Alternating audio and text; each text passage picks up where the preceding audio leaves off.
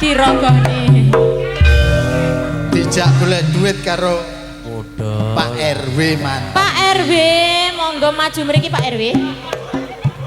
Wong nyawer kok isin apa ya enek. Mriki. Mboten sah isin, engko nek isin tak royok lho malan. Entek yo wis esuk golek meneh. Ning apa sliramu tega ninggal aku ayo lapor dosa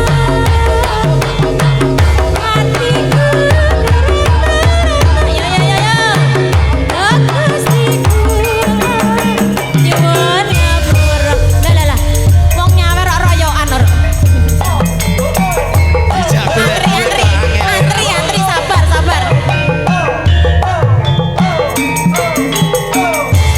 udah laras gayenge hey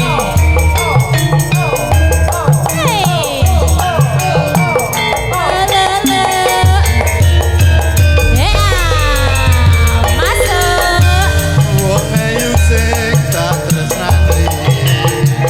Rino wengi kang ganti-ganti. Aku ora bisa lali. Amuk sliramu pancen ning ati. Nadyan sepisan ketemu nanging gede nirasa tresnaku dari nangi tansah tunggu soapan dalimu masuk Sliramu sing tak tresno.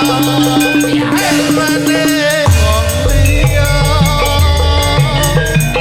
Aku wis kebacut tresno. Nanging umbah gawe lara.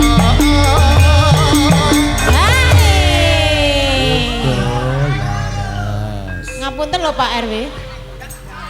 Oh siap.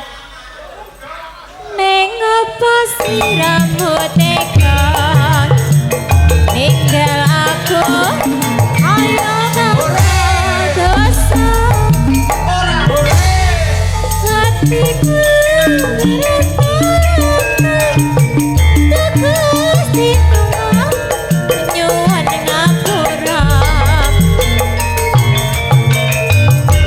Asik Mas Bayi. Makasih Pak RW.